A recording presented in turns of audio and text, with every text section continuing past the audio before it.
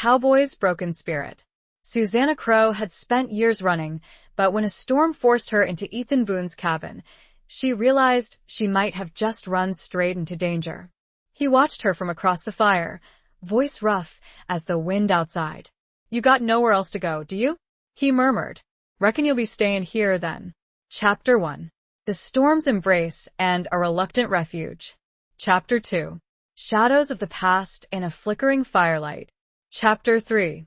Whispers of Trust and the Weight of Secrets. Chapter 4. The Unforgiving Land and a Glimmer of Hope. Chapter 5. Echoes of Loss Beneath a Vast, Starry Sky. Chapter 6. A Shared Meal and the Thawing of Frozen Hearts. Chapter 7. The Ghost of Yesterday's Choices and a Reckoning. Chapter 8. Broken Oaths and the Price of Freedom. Chapter 9. The Dance of Danger and Desire in the Desert Heat. Chapter 10. A Moment of Peace Before the Storm Breaks. Chapter 11. The Unveiling of Truths in a Desperate Hour. Chapter 12. The Sheriff's Shadow and a Fateful Decision. Chapter 13. Riding Through the Night, Pursued by Demons. Chapter 14. Scars of the Past and the Promise of Healing. Chapter 15. The Outlaw's Code and a Test of Loyalty. Chapter 16. Betrayal. Chapter 1. The Storm's Embrace and a Reluctant Refuge. The wind howled a mournful dirge, a sound that mirrored the ache in Susanna Crowe's soul. It whipped her threadbare cloak around her, stinging her cheeks with icy rain. The sky, a bruised and angry purple, cracked open with another jagged streak of lightning, illuminating the desolate landscape for a fleeting moment. Rolling hills, sparsely dotted with tenacious scrub brush and the occasional skeletal tree, stretched out before her, offering no comfort, no shelter. She'd been riding for 3 days, pushing her weary horse, Belle, to the brink, driven by a fear that clung to her like the damp chill of the approaching storm. She had to keep moving. Always moving. That was the mantra that had kept her alive, kept her one step ahead of the ghosts that chased her. Ghosts with familiar faces and accusing eyes. But the storm, a furious beast unleashed from the heavens, was gaining on her. Belle stumbled, her breath coming in ragged gasps, her dark coat plastered to her shivering frame. Susanna dismounted, her legs stiff and aching, the ground a muddy quagmire beneath her worn boots. "Easy, girl," she murmured, her voice raspy from disuse and the dry, biting wind. She stroked Belle's neck, feeling the tremor that ran through the animal's body. "We need to find shelter, and fast." Another flash of lightning, closer this time, revealed a faint outline in the distance, a cabin, nestled against a rocky outcrop, a thin wisp of smoke curling from its chimney.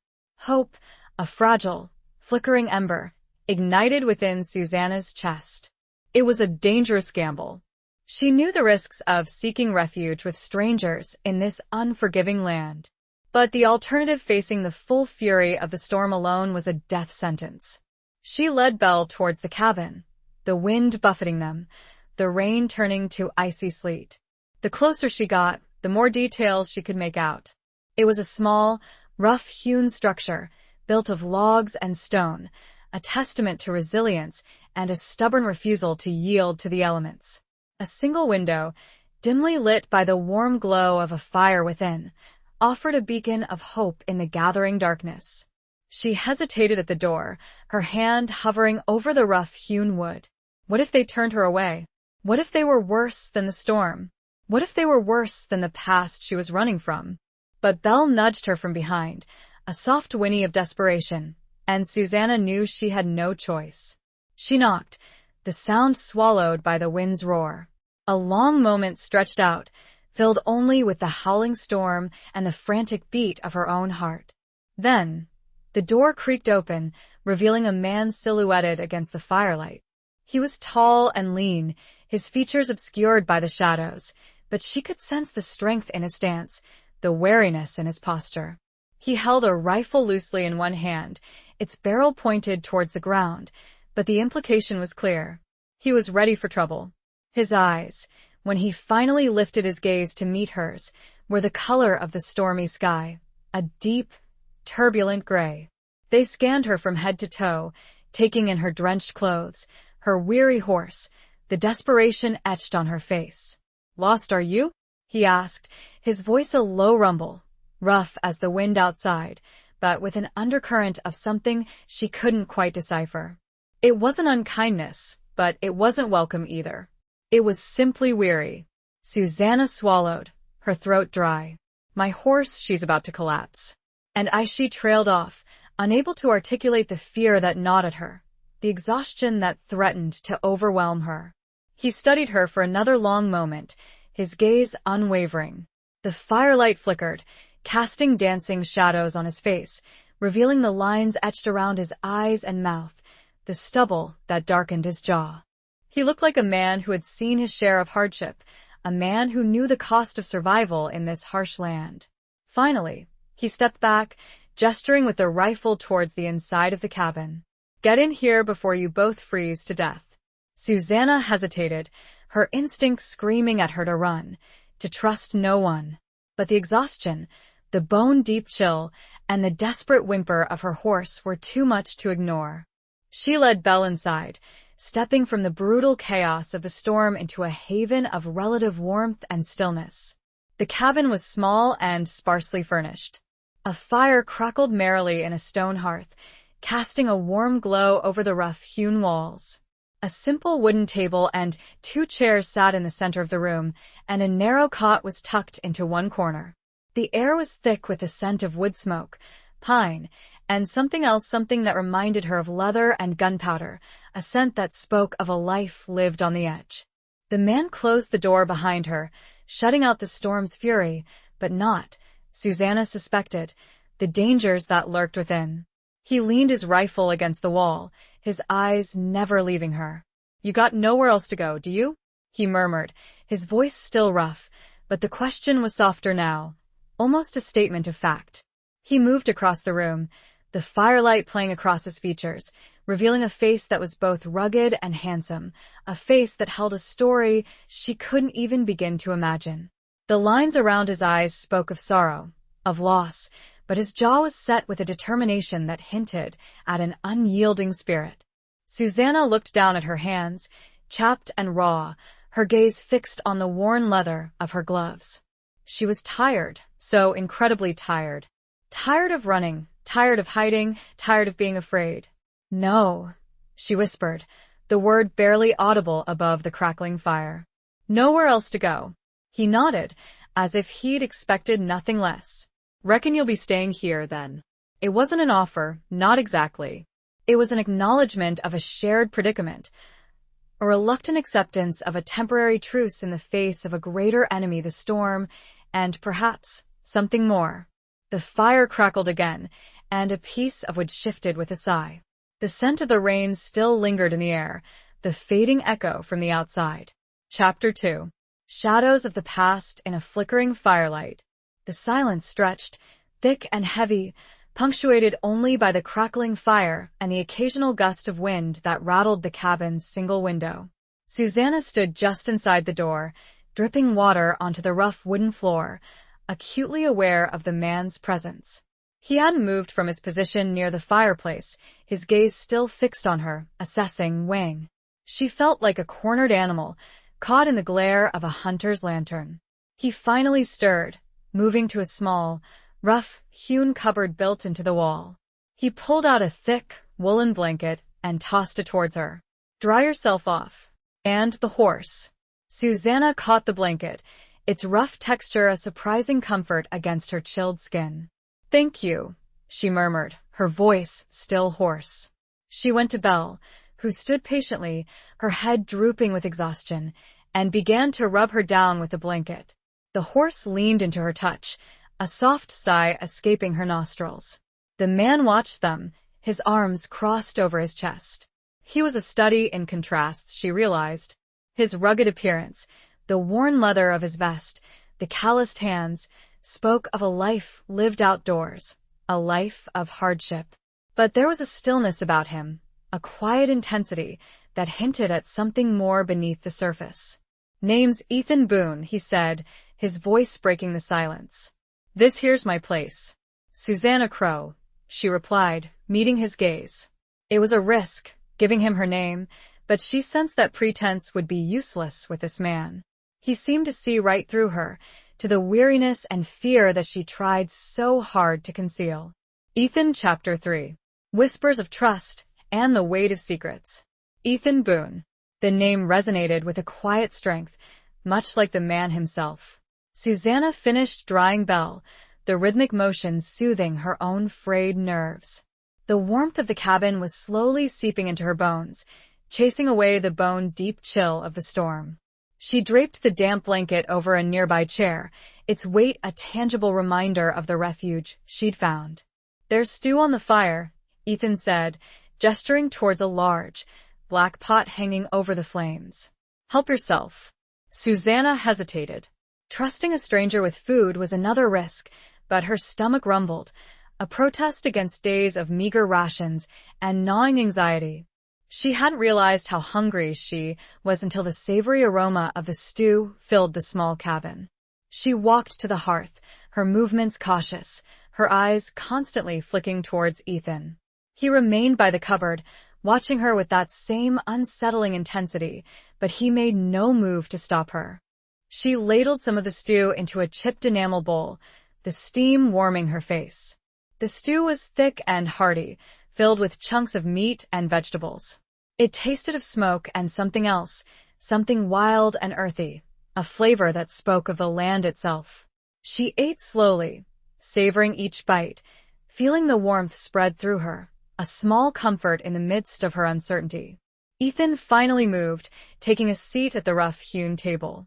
He poured himself a cup of coffee from a battered tin pot that sat on the hearth, the dark liquid steaming in the cool air. He didn't offer her any, and she didn't ask. "You running from something?" he asked, his voice low, his gaze fixed on the swirling liquid in his cup. The question, blunt and direct, hung in the air, heavy with unspoken implications. Susanna stiffened, her hand tightening around the bowl. She'd expected the question, but it still felt like a blow. She considered lying, inventing some tale of misfortune, but she knew it would be pointless.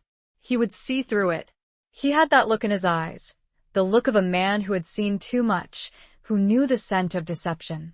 "Yes," she admitted, her voice barely a whisper.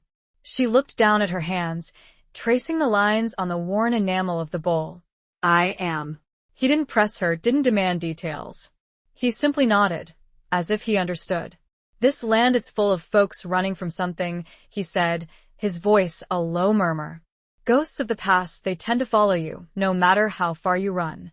His words struck a chord deep within her, a painful resonance with her own experience. She looked up at him, meeting his gaze. His eyes, the color of the storm-tossed sky, held a depth of understanding that surprised her. "What are you running from, Ethan Boone?" she asked, the question escaping her lips before she could stop it. It was a bold move, a challenge, but she felt a strange need to know, to understand the man who had offered her shelter. He took a long sip of his coffee, his gaze never leaving hers. The firelight flickered, casting dancing shadows on his face, highlighting the lines of hardship and the glint of something else, something that looked like pain. "The same thing everyone else is running from," he said finally, his voice rough. "Regret. Mistakes. Things that can't be undone." He looked away, his gaze fixed on the fire, his expression unreadable. Susanna sensed a wall, a barrier he'd erected around himself, a shield against the pain of the past. She knew that wall well. She'd built one of her own.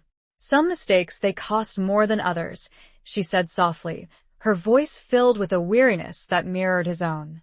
He nodded, a slow, almost imperceptible movement. "That they do." The silence returned, but it was different now. It wasn't the tense, wary silence of before. It was a silence of shared understanding, a recognition of the burdens they both carried. The weight of secrets, unspoken and heavy, hung between them, a fragile bridge in the flickering firelight. The storm raged outside, but inside, it seemed something very different. A potential trust had been born, and the quiet tick of an old grandfather clock, the only one in the corner of the cabin, seemed to measure more than time. Chapter 4. The Unforgiving Land and a Glimmer of Hope. Dawn broke, painting the sky in hues of pale gray and muted rose. The storm had passed, leaving behind a world washed clean, the air crisp and cold, carrying the scent of damp earth and pine.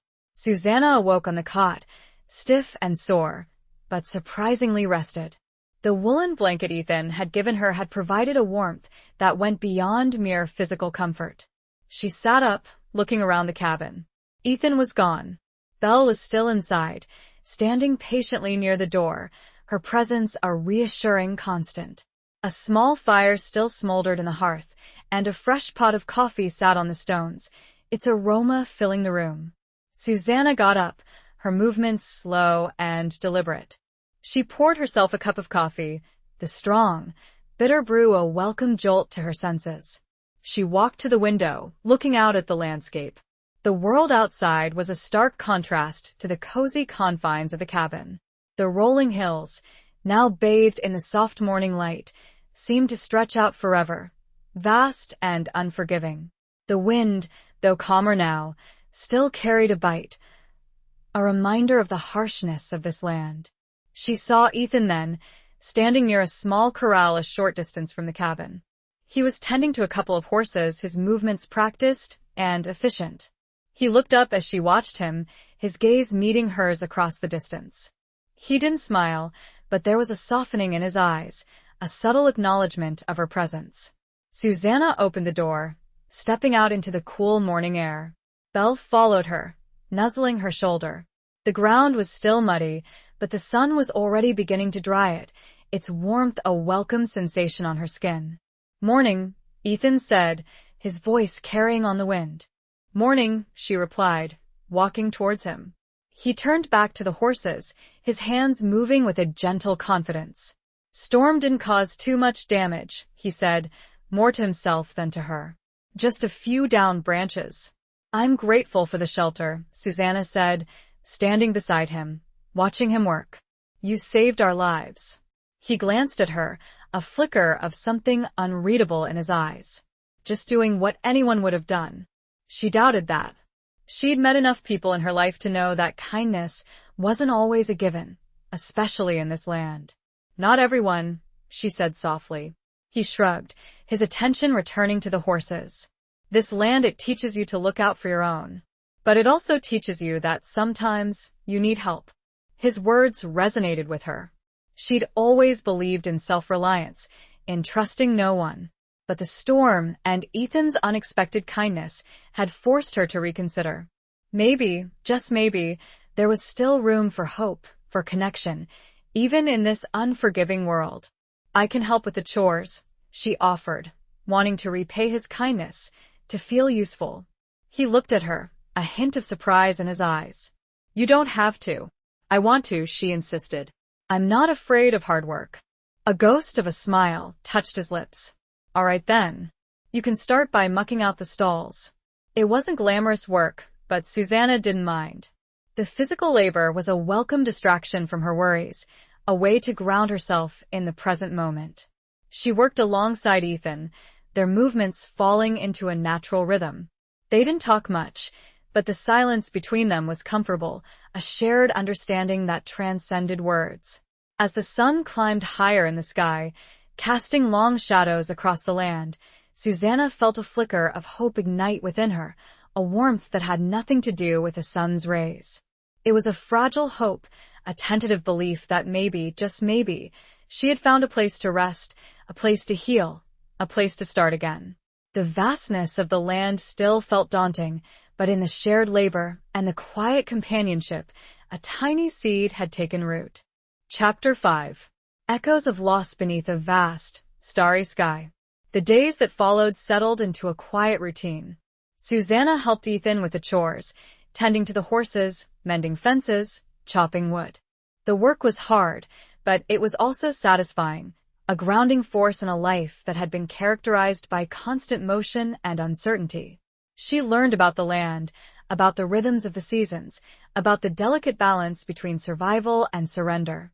Ethan remained an enigma, a man of few words and hidden depths. He was a skilled horseman, a capable rancher, a man who clearly knew how to survive in this harsh environment. But there was a sadness about him, a shadow that clung to him like the dust that settled on everything in this land. One evening, after a long day of work, they sat outside the cabin, watching the sunset paint the sky in vibrant hues of orange, red, and purple. The air was still and cool, the silence broken only by the chirping of crickets and the distant howl of a coyote. Susanna had grown accustomed to the silences with Ethan, but tonight, there was a different quality to it, a weight that pressed down on her. She looked at him, his profile silhouetted against the fading light, his gaze fixed on the horizon. "Do you ever miss it?" she asked, her voice soft, hesitant. He didn't ask what she meant. He knew. "Miss what?" he asked, eventually, his voice low. "A different life," she clarified. "A life before." He was silent for a long time, his gaze still fixed on the distant horizon. The colors of the sunset deepened, then faded, leaving behind a sky full of stars, vast and brilliant. "Sometimes," he admitted, his voice barely a whisper, "I miss the man I used to be, the man I could have been." Susanna understood. She felt the same ache, the same longing for a past that could never be reclaimed. "Who were you?" she asked, daring to probe deeper. He turned to her, his eyes reflecting the starlight, filled with a pain that mirrored her own. "A soldier," he said, his voice rough with emotion. "A husband. A father." The words hung in the air, heavy with unspoken grief. Susanna felt a pang of sympathy for him, a recognition of the loss that haunted him. "What happened?" she asked softly, knowing that she was treading on dangerous ground. He looked away, his gaze returning to the stars. "War happened," he said, his voice flat, devoid of emotion. "And then life happened." He didn't elaborate, and Susanna didn't press him. She knew that some wounds were too deep to be exposed, some stories too painful to be told. She told him about her own past, about the life she'd left behind, the family she'd lost, the mistakes she'd made. She didn't reveal everything, not yet, but she shared enough to let him see the scars she carried. As they sat there, beneath the vast, starry sky, a connection formed between them, a bond forged in shared loss and a mutual understanding of the pain that life could inflict. It wasn't romantic, not yet, but it was something real, something profound. It was the recognition of two wounded souls, finding solace in each other's presence, a shared silence in the vastness of the night. The echoes of their losses mingled, becoming almost a comfort in the shared understanding. Chapter 6. A shared meal and the thawing of frozen hearts. The following days saw a subtle shift in their dynamic. The silences between Susanna and Ethan became less frequent, replaced by tentative conversations, shared observations about the land, the weather, the horses. They worked together seamlessly, their movements synchronized, their understanding of each other deepening with each passing day. One evening, Ethan returned from a trip to the nearby town, a small, dusty settlement a few hours' ride from the cabin. He'd gone to replenish supplies, and he returned with a few unexpected items: a bolt of fabric in a soft, muted blue, a handful of wildflowers, and a small, slightly battered music box. Susanna was surprised. She hadn't expected gifts, hadn't even considered the possibility. She watched as he placed the items on the table, his movements careful, almost hesitant. "I saw the fabric, thought you might like it," he said, his voice gruff, avoiding her gaze. "And the flowers reminded me of..." He trailed off, unable to finish the sentence. Susanna picked up the fabric, its soft texture a welcome change from the rough homespun she'd been wearing. The blue was the color of the sky on a clear day, a color that spoke of hope and serenity. "It's beautiful," she said, her voice filled with genuine appreciation. "Thank you." He nodded, his gaze still averted. He then picked up the music box, winding it carefully. A delicate, melancholic melody filled the cabin, a tune that spoke of lost love and longing. Susanna recognized the tune. It was an old folk song, one her mother used to sing. A wave of emotion washed over her, a bittersweet mix of sadness and nostalgia. Ethan watched her, his eyes filled with a tenderness she hadn't seen before. "My wife, she used to play this," he said, his voice barely a whisper. It reminded her of home. Susanna understood. The music box was more than just a gift, it was a connection to the past, a way to remember, a way to heal. They ate dinner together that evening, a simple meal of beans and cornbread, but it felt different than the previous meals they'd shared. The silence was comfortable, filled with a quiet understanding that had grown between them. They talked about their lives, about their hopes and fears, about the dreams they'd lost, and the ones they still clung to. Ethan told her about his wife, Sarah, about their life together before the war, about the child they'd lost. He spoke with a quiet dignity, his voice filled with a deep, abiding love that transcended even death. Susanna shared her own stories, about her childhood on a small farm, about her marriage, about the tragedy that had driven her to flee. She revealed more of herself than she'd ever intended, trusting Ethan with the secrets she'd guarded for so long. As they ate, the music box played softly in the background, its melancholic melody weaving a tapestry of shared sorrow and tentative hope. The frozen parts of their hearts, hardened by loss and pain, began to thaw, slowly, tentatively, like the first signs of spring after a long, harsh winter. The simple meal became a communion, a quiet acknowledgement of the bond that was forming between them, a fragile hope blooming in the shared space. Chapter 7. The Ghost of Yesterday's Choices and a Reckoning. The peaceful rhythm of their days was shattered one afternoon by the arrival of 3 riders. Susanna was mending a fence near the corral when she saw them approaching, their figures silhouetted against the harsh midday sun. A knot of dread tightened in her stomach. She recognized the way they sat their horses, the air of menace that surrounded them. She dropped her tools, her heart pounding against her ribs. "Ethan," she called out, her voice sharp with urgency. Ethan emerged from the barn, his eyes narrowing as he saw the approaching riders. He moved quickly, his hand instinctively going to the rifle that he always kept close at hand. "Trouble?" he asked, his voice low and calm, but his eyes were alert, assessing the threat. "I think so," Susanna replied, her voice trembling slightly. I recognize one of them." The riders drew closer, their faces now visible. The man in the lead was a burly, scar-faced individual with cold, cruel eyes. Susanna felt a wave of nausea wash over her. It was him, Marcus, the man who had haunted her nightmares for years. The man she'd been running from. He reined in his horse a few feet from them, his gaze sweeping over Susanna, a cruel smile twisting his lips. Well, he said, his voice a low growl. "Look what we have here. Little Susie Crow. Thought you could run and hide, did you?" Susanna stood her ground, her fear battling with a surge of defiance. She wouldn't cower. Not anymore. "What do you want, Marcus?" she asked, her voice surprisingly steady. "What do I want?" he repeated, his smile widening. "I want what you owe me. What you stole from me." Ethan stepped forward, placing himself between Susanna and Marcus. "She doesn't owe you anything," he said, his voice hard as granite. "Get off my property." Marcus laughed, a harsh, grating sound. "Your property? This ain't your fight, Boone. Step aside." "It is now," Ethan said, his hand tightening on his rifle. "She's under my protection." The tension in the air was thick, palpable. The other 2 riders shifted in their saddles, their hands hovering near their weapons. A standoff. A reckoning. Marcus's eyes narrowed, his gaze flickering between Ethan and Susanna. "You don't know what you're getting into, Boone," he said, his voice laced with menace. "This woman, she's trouble. She's a liar. A thief."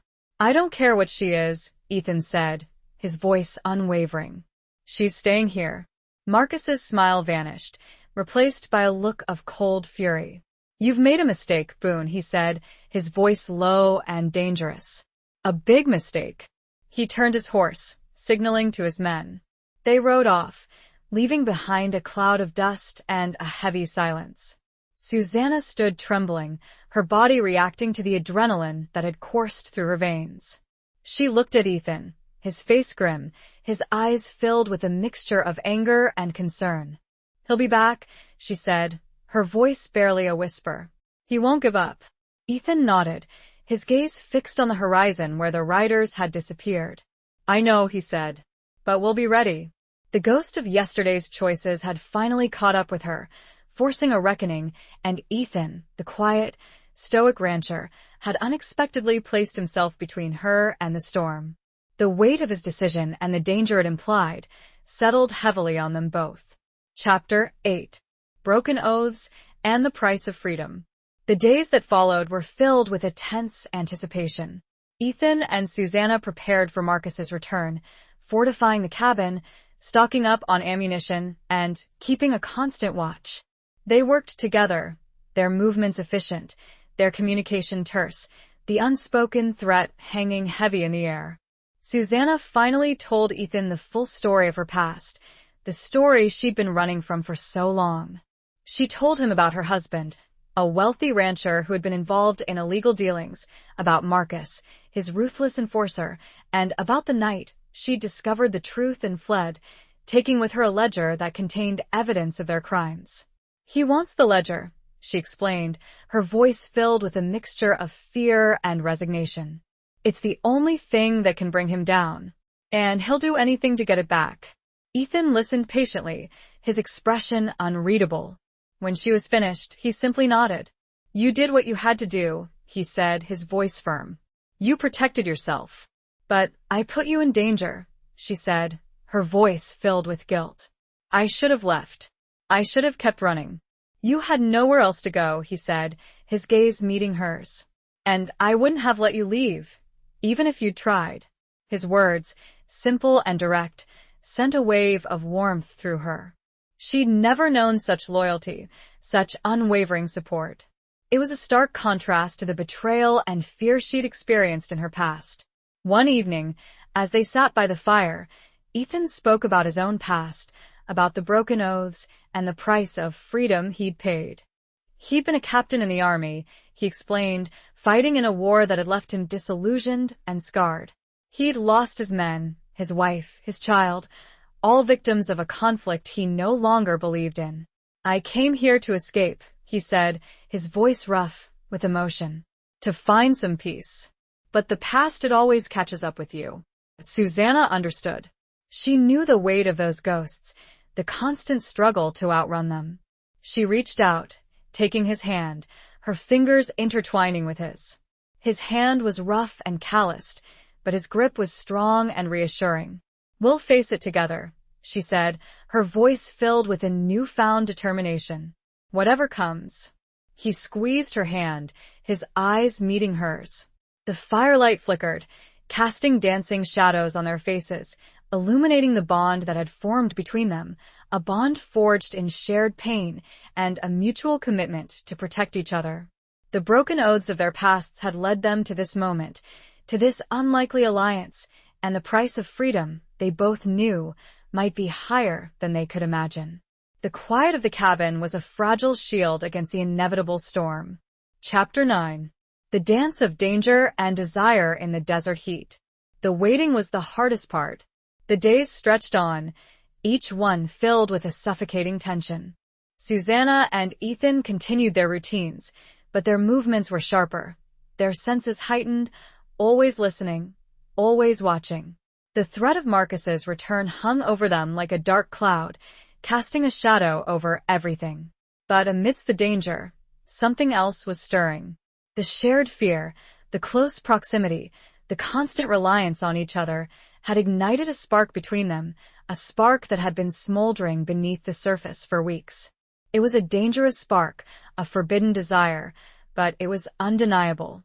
One afternoon, while they were practicing their shooting, Ethan's hand brushed against Susanna's as he helped her adjust her grip on the rifle.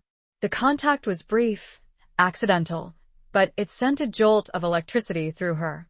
She looked up at him, her eyes meeting his, and she saw a flicker of something in his gaze, a reflection of the same desire that was coursing through her veins. He didn't look away.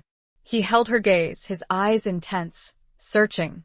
The air between them crackled with unspoken tension. The desert heat seemed to intensify, the silence broken only by the beating of their hearts. He lowered his hand, his fingers brushing against her cheek, a gentle caress that sent shivers down her spine. "Susanna," he murmured, his voice rough with emotion. She leaned into his touch, her body trembling. She wanted him, she realized. She wanted him with a fierceness that surprised her, a desire that had been buried beneath years of fear and pain. He cupped her face in his hands, his thumbs tracing the curve of her cheekbones. His eyes, the color of the stormy sky, were filled with a mixture of longing and tenderness. He leaned in, his lips brushing against hers, a tentative, questioning kiss. Susanna responded, her lips parting beneath his, her arms winding around his neck. The kiss deepened, becoming more urgent, more passionate. It was a kiss of desperation, of longing, of a shared need for connection, for solace, for a moment of escape from the fear that surrounded them. They broke apart, breathless, their eyes locked. The reality of their situation crashed down on them, the danger they faced, the uncertainty of their future. "We shouldn't," Susanna whispered, her voice trembling. "I know," Ethan said, his voice hoarse. "But I can't." He couldn't finish the sentence. He didn't need to. They stood there, in the middle of the vast, empty landscape, the desert heat bearing down on them, the threat of violence looming, but for a moment, all that mattered was the connection between them, the undeniable pull that had drawn them together. It was a dance of danger and desire, a precarious balance between fear and longing, a moment of stolen passion in the face of an uncertain future. The kiss had changed everything, a silent acknowledgement of a bond that was now more than just shared survival. Chapter 10. A moment of peace before the storm breaks. The following day dawned clear and bright, the sky a vast expanse of blue, unmarred by even a single cloud. It was a deceptive beauty, a stark contrast to the turmoil that churned beneath the surface. Susanna and Ethan went about their chores, their movements practiced, their communication sparse. The unspoken desire that had flared between them the previous day hung in the air, a palpable tension that both heightened their awareness and added another layer of complexity to their already precarious situation.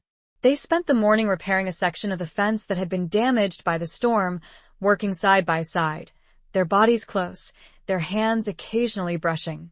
Each touch, each accidental contact, sent a jolt of awareness through them, a reminder of the kiss they'd shared, the passion that simmered beneath the surface. In the afternoon, they rode out to check on the small herd of cattle that Ethan kept a few miles from the cabin. The landscape was breathtaking, a vast expanse of rolling hills and rugged canyons, bathed in the golden light of the afternoon sun. The silence was broken only by the sound of their horses' hooves and the occasional cry of a hawk circling overhead. They found the cattle grazing peacefully near a small stream, their sleek, brown bodies gleaming in the sunlight. Ethan dismounted, checking the animals for any signs of injury or illness. Susanna watched him, admiring his skill, his quiet confidence, the way he moved with a natural grace that spoke of a life lived in harmony with the land. He looked up, catching her gaze. He smiled, a rare, genuine smile that transformed his face, erasing the lines of worry and revealing a glimpse of the man he'd once been. "They're doing well," he said, his voice carrying on the gentle breeze. "Good," Susanna replied, returning his smile. They sat by the stream, sharing a simple meal of dried meat and biscuits. They talked, not about the danger that awaited them, but about their dreams, their hopes, their fears. They spoke of the lives they'd left behind, the people they'd loved, the losses they'd endured. Ethan told her about his childhood on a small farm in Virginia, about his dreams of becoming a doctor, about his love for his wife and child.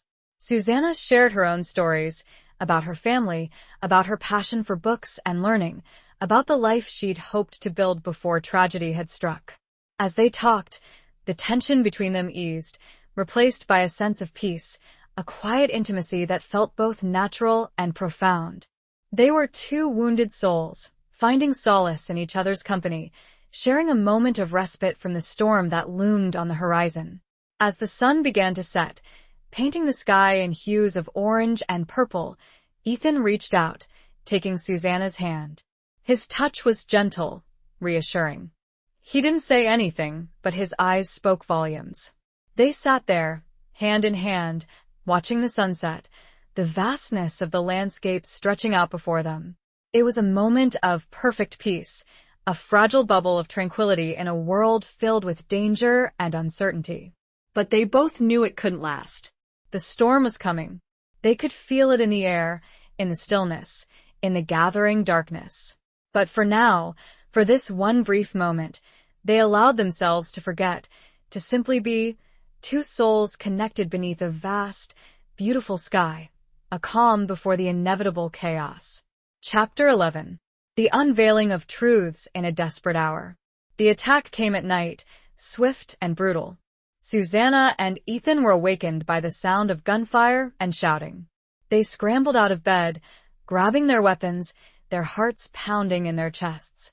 "Stay here," Ethan said, his voice low and urgent. "I'll go check it out." "No," Susanna insisted. "I'm going with you." He hesitated, but he knew she wouldn't be swayed.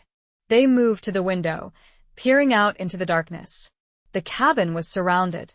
Marcus and his men were everywhere, firing at the windows, trying to break down the door. "We need to get to the barn," Ethan said. "There's a tunnel, it leads to the creek."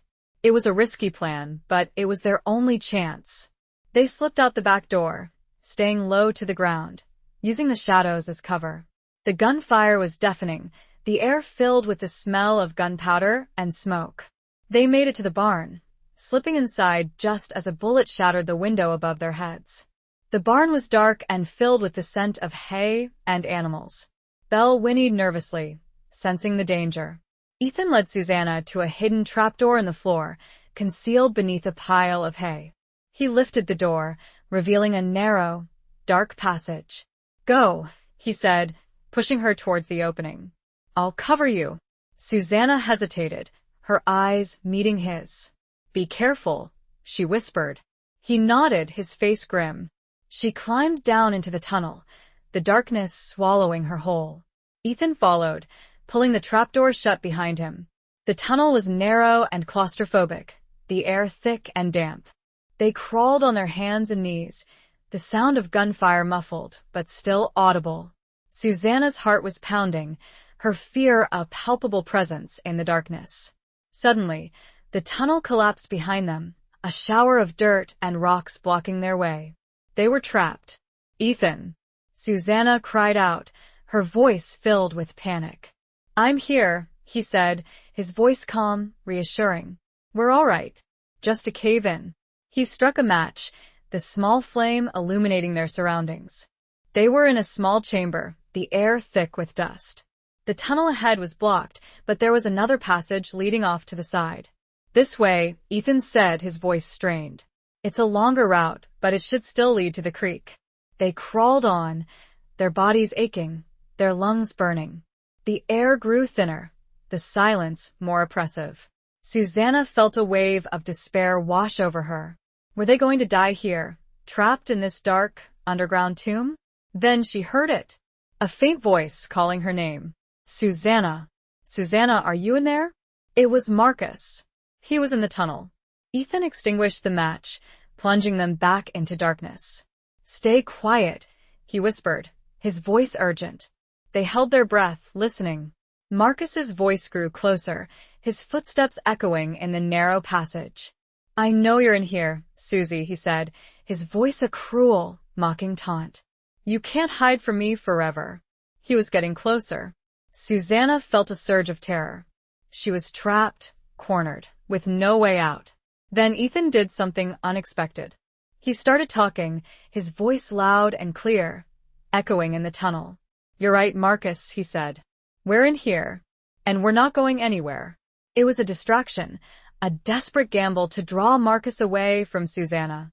It worked. Marcus's footsteps changed direction, moving towards Ethan's voice. "Boone?" Marcus said, his voice filled with surprise. "What the hell are you doing here?" "Protecting what's mine," Ethan said, his voice hard as steel. A gunshot rang out, the sound deafening in the confined space. Then silence. Susanna waited, her heart pounding, her breath caught in her throat. She didn't know what had happened, who had fired the shot, who had survived. The silence stretched on, an agonizing eternity. The truth, she realized, was about to be unveiled, and she was terrified of what it might be. The darkness was heavy with unspoken possibilities. Chapter 12. The Sheriff's Shadow and a Fateful Decision. Susanna waited in the suffocating darkness, the silence amplifying her fear. Every rustle, every imagined sound, sent shivers down her spine. Had Ethan been shot? Was Marcus still alive, searching for her? The uncertainty was a torment. Finally, she couldn't bear it any longer. "Ethan?" She called out, her voice trembling, barely a whisper. A moment of silence, then, "Susanna?" Ethan's voice, weak but alive, echoed back to her. Relief washed over her, so potent it almost buckled her knees. "Are you all right?" she asked, scrambling in the direction of his voice. I think so," he replied. "He got me in the shoulder, but I got him." She found him a few feet away, slumped against the tunnel wall, his hand clutching his shoulder, blood seeping through his fingers. He had managed to light another match, the flickering flame revealing the grim scene. Marcus lay sprawled on the ground, unmoving, a dark stain spreading across his chest. Susanna knelt beside Ethan, her hands hovering over his wound, unsure of what to do. "We need to get you out of here," she said, her voice filled with urgency. "The other passage," he gasped. It leads to the creek." With renewed determination, they crawled through the remaining section of the tunnel, Ethan gritting his teeth against the pain. Finally, they emerged into the cool night air, the creek gurgling nearby, the stars a brilliant display above them. Susanna helped Ethan to the water's edge, tearing strips from her skirt to bind his wound. The bleeding was slowing, but he was weak and pale. "We need to get you back to the cabin," she said, but even as she spoke the words, she knew it was too dangerous. Marcus's men might still be there, waiting for them. Suddenly, they heard the sound of approaching horses. Susanna's heart leaped into her throat. Were they Marcus's men, returning to finish the job? But then, a voice called out, a voice that was both familiar and unexpected. "Ethan? Susanna? Are you there?" It was Sheriff Thompson, the lawman from the nearby town. He rode into view, accompanied by 2 deputies, their faces grim, their rifles drawn. "What in God's name happened here?" the sheriff asked, dismounting, his eyes taking in the scene. Susanna, covered in dirt and blood, tending to Ethan's wound, the faint outline of the collapsed tunnel entrance. Ethan, with effort, explained the situation, his voice weak but clear. He told the sheriff about Marcus, about Susanna's past, about the ledger. The sheriff listened intently, his expression hardening with each word. He knew Marcus, knew his reputation, knew the rumors of his illegal activities. "We've been after Marcus for years," he said, his voice filled with a mixture of frustration and relief. "But we never had enough evidence to bring him down." He turned to Susanna. "You said you have a ledger? Proof of his crimes?" Susanna nodded. "It's hidden at the cabin. We need to get it," the sheriff said. "It's the only way to make sure Marcus's men are brought to justice." But going back to the cabin was a risk. The sheriff knew it, Susanna knew it, and Ethan knew it. Ethan looked at Susanna, his eyes filled with a mixture of concern and determination. "I'll go," he said, his voice weak but firm. "I know where it is." Susanna wanted to protest, to tell him he was too weak, too injured, but she knew he wouldn't listen. He was protecting her, just as he'd promised. The sheriff hesitated, then nodded. "All right, Boone. But be careful. We'll cover you." It was a fateful decision, a gamble with high stakes. The sheriff's shadow, representing the law, had finally fallen upon their desperate struggle, but the outcome was far from certain. The ledger held the key, but retrieving it meant facing the remaining danger, a final confrontation that would determine their fate. Chapter 13. Riding through the night, pursued by demons. Ethan, despite his injury, insisted on riding his own horse. Susanna watched him, her heart aching with worry, as he mounted with a grimace of pain. The sheriff and his deputies provided cover, their rifles at the ready, their eyes scanning the surrounding darkness. The ride back to the cabin was tense and silent, every rustle of leaves, every snap of a twig, sending a jolt of adrenaline through them. The night was filled with shadows, both real and imagined, the demons of their pasts mingling with the present danger. As they approached the cabin, they saw that it was still standing, though heavily damaged. The windows were shattered, the door was hanging off its hinges, but there were no signs of Marcus's men. "They're gone," the sheriff said, his voice low. "But they could be nearby, waiting." Ethan dismounted, his movements stiff and painful. He ignored Susanna's protests, his determination unwavering. "The ledger is hidden under the floorboards, in my bedroom," he said, his voice strained. "I'll get it." He slipped inside the cabin, disappearing into the darkness. Susanna waited, her heart pounding, her senses on high alert. The sheriff and his deputies fanned out, providing a perimeter of protection. Minutes stretched into an eternity. The silence was broken only by the creaking of the damaged cabin and the distant howl of a coyote. Susanna's fear grew with each passing moment. Had Ethan been found? Had he collapsed from his injuries? Finally, he emerged from the cabin, his face pale, his shirt stained with blood, but his hand clutching a small, leather-bound book. The ledger. "I've got it," he said, his voice weak but triumphant. Relief washed over Susanna, so intense it almost brought her to her knees. But their ordeal wasn't over yet. As they turned to leave, a shot rang out, the bullet whizzing past Ethan's head. They were under attack. Get down, the sheriff shouted, returning fire. Marcus's men had returned. They were hidden in the trees, their positions concealed by the darkness. A fierce firefight erupted, the night filled with the roar of gunfire and the shouts of men. Susanna found herself caught in the crossfire, taking cover behind an overturned wagon. She grabbed a rifle that had been dropped by one of the deputies, her hands trembling, but her determination firm. She wouldn't be a victim. She would fight. She saw Ethan, wounded and vulnerable, but still fighting, his rifle spitting fire. He was protecting her, just as he'd promised. She had to protect him, too. She aimed her rifle, her sights settling on one of Marcus's men who was emerging from the trees. She squeezed the trigger, the recoil jarring her shoulder. The man cried out, falling to the ground. The firefight continued, a desperate struggle for survival.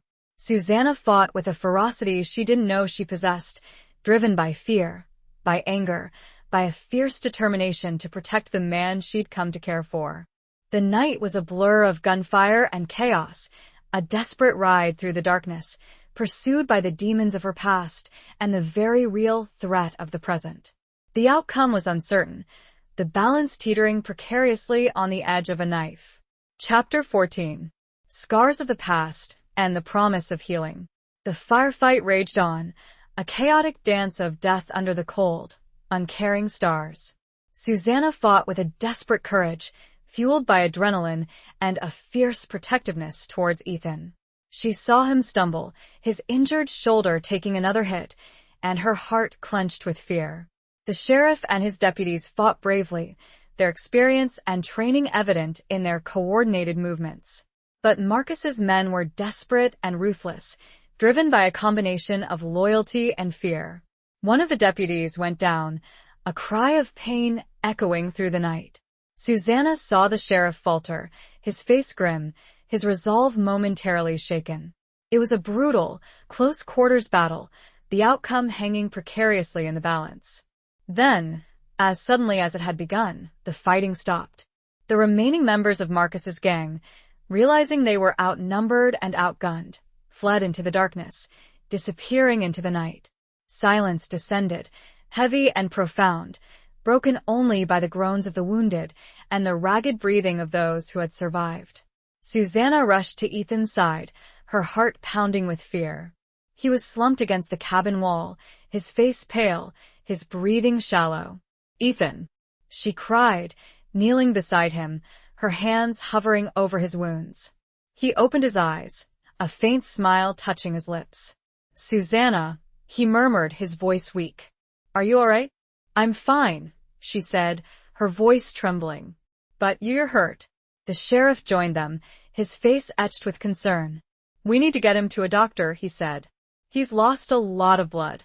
They managed to get Ethan onto his horse, supporting him as they rode slowly towards the town. Susanna rode beside him, holding his hand, her fear a constant, gnawing presence. The town doctor, a gruff but capable man, worked tirelessly to save Ethan's life. He removed the bullets, cleaned and bandaged the wounds, and administered what medicine he had. Susanna waited outside the doctor's office, pacing anxiously, her mind filled with worry. The hours stretched on, an agonizing eternity. Finally, the doctor emerged, his face weary but his expression cautiously optimistic. He's going to be all right, he said. He's lost a lot of blood, and he'll need time to recover, but he's strong. He'll pull through. Relief washed over Susanna, so intense it brought tears to her eyes. She was allowed to see Ethan briefly. He was asleep, his face pale but peaceful, his breathing slow and steady. She sat beside him, holding his hand, watching over him as he slept. The scars of the past, both physical and emotional, were evident on his face, on his body. But there was also a strength there, a resilience, a determination to survive. And in that moment, Susanna knew that she was falling in love with him. Not the reckless, passionate love of youth, but a deeper, more profound love, born of shared pain, shared struggle, and a mutual respect and admiration. The promise of healing hung in the air, a fragile hope that maybe, just maybe, they could both find peace, find happiness, find a future together, free from the shadows of the past. The dawn was still hours away, but a different kind of light, a glimmer of a new beginning, had begun to appear. Chapter 15. The Outlaw's Code and a Test of Loyalty. Ethan's recovery was slow but steady. Susanna stayed by his side, tending to his wounds, reading to him, talking to him, sharing stories of her life, her hopes, her dreams. The sheriff, true to his word, used the information in the ledger to track down and arrest the remaining members of Marcus's gang. The town, once under the shadow of Marcus's influence, began to breathe again, freed from the grip of fear and corruption. As Ethan regained his strength, their bond deepened. They talked about the future, about the possibility of building a life together, about the challenges they would face. They knew it wouldn't be easy. They both carried scars, both physical and emotional, that would take time to heal. One day, as Ethan was sitting outside the cabin, enjoying the warm sunshine, a group of riders approached. Susanna recognized them immediately. They were former members of Ethan's army unit, men he'd fought alongside, men he'd trusted with his life. They dismounted, their faces grim, their expressions unreadable. Their leader, a tall, imposing man named Caleb, stepped forward. "Ethan," Caleb said, his voice devoid of emotion. "We heard what happened. We came to help." Ethan looked at them, his eyes filled with a mixture of surprise and suspicion. "Help with what?" he asked. "With whatever you need," Caleb replied. "Marcus is dead, but his kind they always come back. We're here to make sure that doesn't happen." Susanna felt a knot of unease tighten in her stomach. She didn't trust these men. There was something about their demeanor, about their eyes, that made her uncomfortable. Ethan, too, seemed wary. He knew these men, knew their loyalty, but he also knew their capacity for violence, their adherence to an outlaw's code that often blurred the lines between justice and revenge. "I appreciate the offer," Ethan said, his voice carefully neutral. "But it's over. Marcus is dead. His gang is gone. The law is handling it." Caleb's expression didn't change. "The law?" he said, a hint of scorn in his voice. "The law is slow and often ineffective. We can offer a more permanent solution." Susanna saw the dangerous glint in Caleb's eyes, the unspoken threat that hung in the air. These men weren't here to help, they were here to settle a score, to exact their own brand of justice. Ethan stood his ground, his gaze unwavering. "I said it's over," he repeated, his voice firm. "I won't have any more bloodshed. I won't have you turning this into a war." Caleb and his men exchanged glances, a silent communication that spoke volumes. They were testing Ethan, challenging his authority, questioning his loyalty. "You've changed, Boone," Caleb said, his voice laced with disappointment. "You've gone soft." "Maybe I have," Ethan said, his voice unwavering. "Or maybe I've finally realized that violence isn't the answer." He looked at Susanna, his eyes filled with a message she understood. He was choosing her, choosing peace, choosing a different path. The tension hung in the air, thick and palpable. It was a test of loyalty, a clash between the outlaw's code and a desire for a different life. The decision Ethan had made, the stand he'd taken, would have consequences, but he was prepared to face them. He'd chosen a new path, a path that led away from violence and towards a future with Susanna. The weight of that choice and the potential repercussions settled upon them both. Chapter 16. Betrayal's Sting and a Desperate Flight. The standoff with Caleb and his men ended without violence, but the encounter left a lingering unease. They rode off, their departure a silent threat, a promise of future trouble. Ethan knew that his refusal to join them, his rejection of their outlaw code, had created enemies. He and Susanna tried to return to their normal routine, but the shadow of Caleb's visit hung over them. They both knew that their peace was fragile, their future uncertain. One evening, as they were sitting by the fire, discussing their plans for the future, a knock on the door startled them. Ethan grabbed his rifle, his senses on high alert. He opened the door cautiously, revealing a young boy, his face pale and frightened. "Mr. Boone?" the boy said, his voice trembling. I have a message for you." "From Caleb." Ethan's eyes narrowed. "What message?" The boy hesitated, his gaze darting nervously around. "He said to tell you that he knows about the woman, about her past, about the other ledger." Susanna felt a chill run down her spine. The other ledger. She'd almost forgotten about it. It was a second book, kept by her husband, detailing his dealings with a powerful, corrupt politician in the East. She'd hidden it before fleeing, intending to use it as leverage, as a way to protect herself. But how did Caleb know about it? Ethan looked at her, his eyes filled with questions. "What other ledger?" he asked, his voice low and dangerous. Susanna realized, with a sickening certainty, that she'd been betrayed. Someone she'd trusted, someone she'd confided in, had revealed her secret to Caleb. But who? The only person she'd told about the second ledger was Sheriff Thompson. The realization hit her like a physical blow. The sheriff, the man who had sworn to uphold the law, the man who had helped them defeat Marcus, was working with Caleb. He'd been playing them all along. "It's a trap," she said, her voice filled with desperation. "Caleb wants the ledger. He'll use it to blackmail the politician. And he'll use us as bait." Ethan understood immediately. He knew the danger they were in. Caleb and the sheriff, working together, were a formidable force. They had to get away, and they had to get away now. "We need to leave," he said, his voice urgent. "Tonight." They packed quickly, taking only the essentials. Belle was saddled and ready to go. They slipped out of the cabin, disappearing into the darkness, leaving behind their home, their dreams, their hopes for a peaceful future.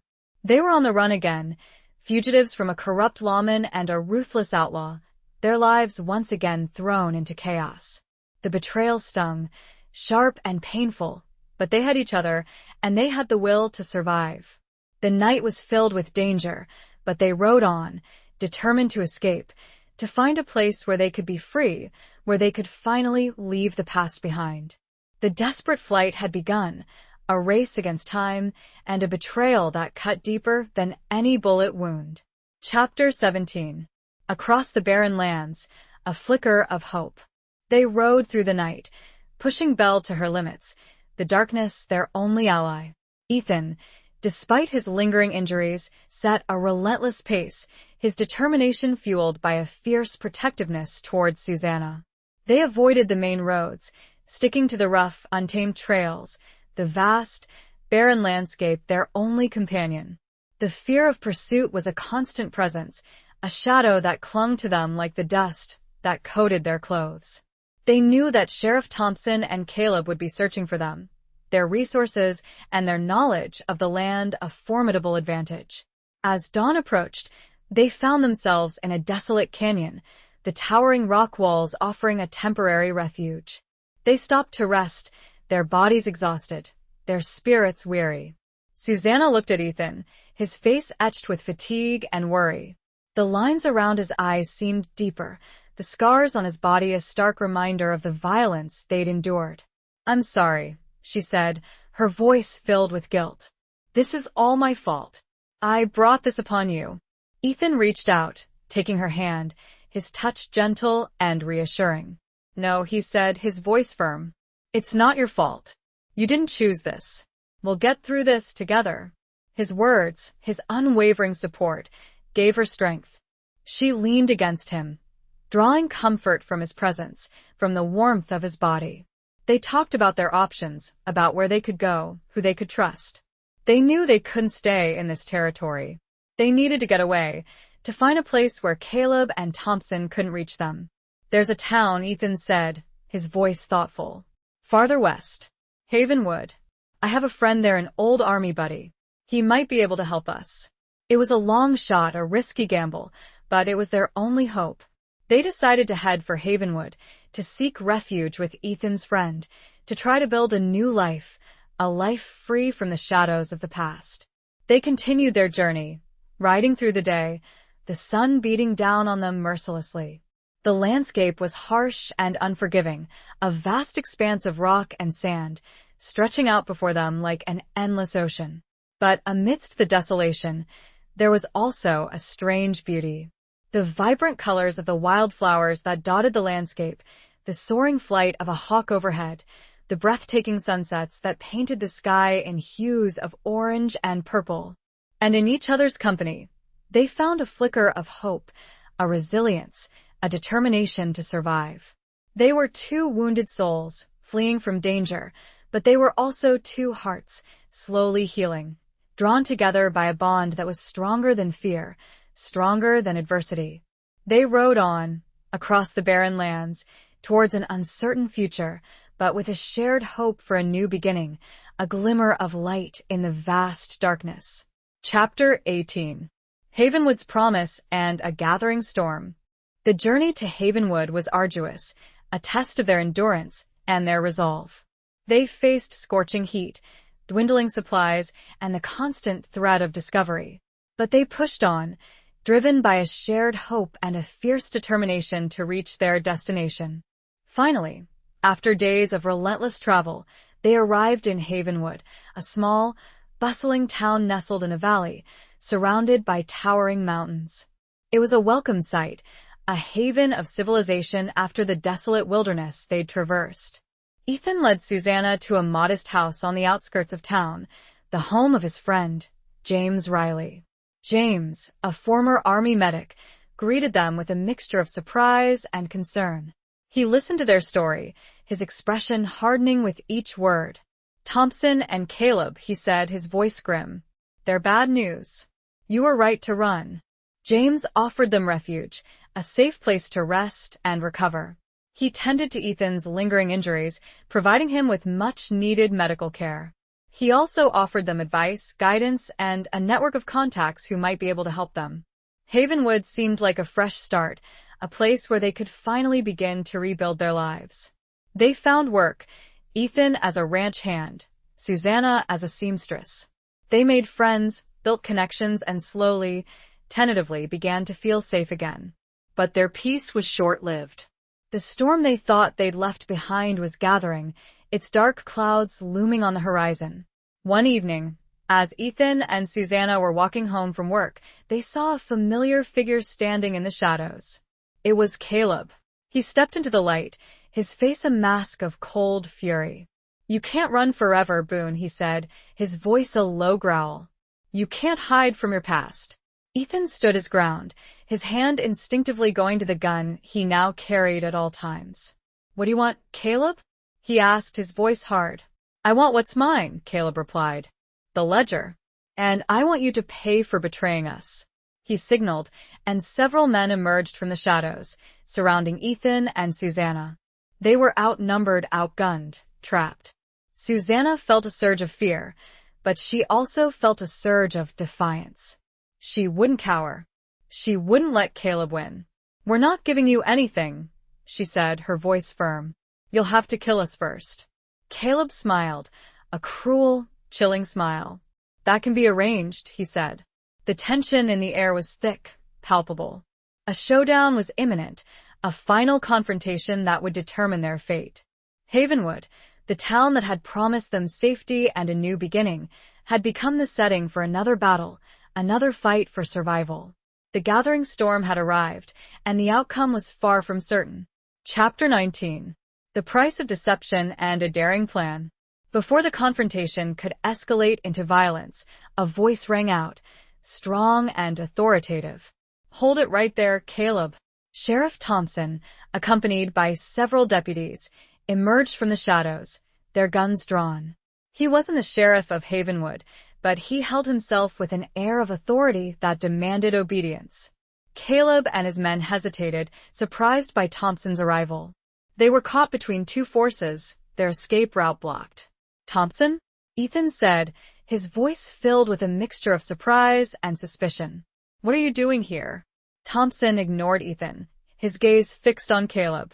"You're under arrest, Caleb," he said, his voice hard, "for attempted murder, conspiracy, and a whole host of other charges." Caleb laughed, a harsh, mocking sound. "You're bluffing, Thompson," he said. "You need me." "You need the ledger." Thompson smiled, a cold, calculating smile. "I don't need you anymore, Caleb," he said. "I have what I need." He turned to Susanna, his eyes gleaming with triumph. "The ledger, Miss Crow," he said. "Hand it over." Susanna realized, with a sickening certainty, that she'd been played again. Thompson had used them, manipulated them, all to get his hands on the second ledger. He'd never intended to help them, he'd only wanted to use them to further his own corrupt agenda. "I don't have it," she said, her voice firm. "I destroyed it." It was a lie, a desperate gamble, but she had to protect the information contained in the ledger, to prevent it from falling into Thompson's hands. Thompson's smile vanished, replaced by a look of cold fury. "You're lying," he said, his voice laced with menace. "You wouldn't destroy it. It's your only leverage." "I did," Susanna insisted. "It's gone." Thompson stepped closer, his hand reaching for his gun. "I'll find it," he said, "even if I have to tear this town apart." Ethan stepped in front of Susanna, shielding her from Thompson's wrath. "You'll have to go through me first," he said, his voice hard as steel. The tension was unbearable, the air thick with the threat of violence. It was a standoff, a desperate battle of wills. Then Susanna had an idea, a daring plan that might just save them. She whispered to Ethan, outlining her scheme.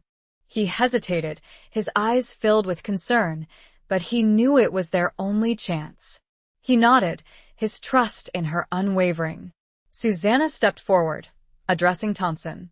"All right," she said, her voice calm, resigned. "I'll give you the ledger. But you have to let Ethan and James go. You have to promise to leave them alone." It was a bluff, a calculated risk, but she had to try. The price of deception was high, but she was willing to pay it to protect the people she cared for. The daring plan was set in motion, a desperate attempt to outwit a corrupt lawman and a ruthless outlaw, with their lives hanging in the balance. Chapter 20. The Final Confrontation of Hearts and Horizons. Thompson considered Susanna's offer, his eyes narrowed, calculating. He needed the ledger, but he also wanted to eliminate Ethan, to silence him permanently. "All right," he said finally, his voice grudging. "I agree. But if you're lying to me, you'll both pay." Susanna led Thompson to a deserted building on the edge of town, an old, abandoned warehouse. She'd chosen this location carefully, knowing that it offered both concealment and a potential escape route. "It's inside," she said, gesturing towards the warehouse. "Hidden in the back." Thompson, accompanied by two of his deputies, entered the warehouse, their guns drawn, their senses on high alert. Susanna followed, her heart pounding, her mind racing. As soon as they were inside, Ethan, who had been hiding nearby with James, sprang into action. They ambushed the remaining deputies outside, disarming them quickly and efficiently. Inside the warehouse, Susanna led Thompson to a large, empty crate. "It's in there," she said, her voice trembling slightly. Thompson approached the crate cautiously, his gun trained on Susanna. He signaled to one of his deputies to open it. The deputy hesitated, then lifted the lid. The crate was empty. "You lied to me," Thompson roared, his face contorted with rage. He raised his gun, aiming it at Susanna. But before he could fire, Ethan burst through the door, his rifle leveled at Thompson. "Drop it, Thompson," he shouted. Thompson whirled around, firing at Ethan. The bullet grazed Ethan's arm, but he didn't flinch. He fired back, his shot hitting Thompson squarely in the chest. Thompson staggered backward, his eyes wide with shock and disbelief. He collapsed to the ground, his gun slipping from his grasp. The remaining deputy, seeing his leader fall, surrendered immediately. The confrontation was over. Thompson was dead, Caleb and his men were in custody, and the threat, finally, was extinguished. Susanna rushed to Ethan's side, her heart filled with relief and gratitude. His wound was superficial, a flesh wound that would heal quickly. They stood there, in the dusty, dimly lit warehouse, the silence broken only by their ragged breathing. They had survived. They had faced their demons, overcome their adversaries, and emerged victorious. But the victory was bittersweet. They had lost their home, their peace, their sense of security. They had been betrayed, manipulated, and forced to fight for their lives. But they had also found something precious, something worth fighting for. They had found each other. As they walked out of the warehouse, hand in hand, the setting sun cast long shadows across the landscape. The horizon stretched out before them, vast and unknown, filled with both challenges and possibilities. They had a long road ahead of them, a journey of healing, of rebuilding, of forging a new life together. But they were ready. They had faced the darkness, and they had emerged stronger, their love a beacon of hope in a world filled with uncertainty. The final confrontation had tested their hearts and their courage, but it had also solidified their bond, paving the way for a new chapter, a new horizon filled with the promise of a shared future. Epilogue. Years passed. The scars, both physical and emotional, slowly faded, becoming reminders of a past they had survived, a testament to their resilience and their love. Ethan and Susanna left Havenwood, seeking a place where they could truly start anew, a place where they could escape the shadows of their former lives. They settled in a small, quiet valley, far from the bustling towns and the treacherous trails they'd once known. They built a home, a simple but sturdy cabin, surrounded by rolling hills and a vast, open sky. They raised horses, living a peaceful, unassuming life, far from the conflicts and the betrayals that had once defined them. They never forgot the people they'd lost, the sacrifices they'd made, the battles they'd fought. But they learned to live with the memories, to find peace in the present, to cherish the love that had blossomed amidst the chaos and the danger. One evening, as they sat on their porch, watching the sunset paint the sky in vibrant hues of orange and purple, Susanna took Ethan's hand, her fingers intertwining with his. His hand, once rough and calloused from years of hardship, was now weathered and worn, but his grip was still strong and reassuring. "Do you ever regret it?" she asked, her voice soft, her gaze fixed on the horizon. Ethan knew what she meant. He looked at her, his eyes, the color of the stormy sky, now filled with a quiet contentment, a deep, abiding love. "Never," he said, his voice firm, his gaze unwavering. "I found you. That's all that matters." Susanna smiled, her heart filled with a warmth that transcended even the breathtaking beauty of the sunset. She leaned against him, her head resting on his shoulder, their bodies close, their hearts beating in unison. They had found their peace, their sanctuary, their forever. The Wild West, with its dangers and its betrayals, was behind them. The future stretched out before them, a blank canvas, ready to be filled with the colors of their love, their resilience, their shared journey. The vast, open sky above them was a testament to their freedom, a promise of a new beginning, a life built on trust, on love, and on the unwavering belief that even after the darkest storms, the sun would always rise again. They were home,